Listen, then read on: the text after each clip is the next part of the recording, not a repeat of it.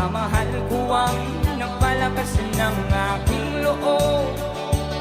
Hindi ko napansin, takbo ng mga oras. Ngayon nga ako'y pabalik na sa Pilipinas. Pabilis ng pabilis ang tibok ng aking dibdib, habang ang eroplano'y palapit ng palapit sa bayan kong kay tagal hindi ko nasilip.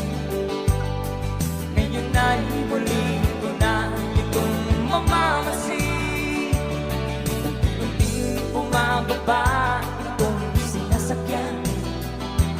Ang sabi ng stewardess, ituwid ang upuan. Lalapag na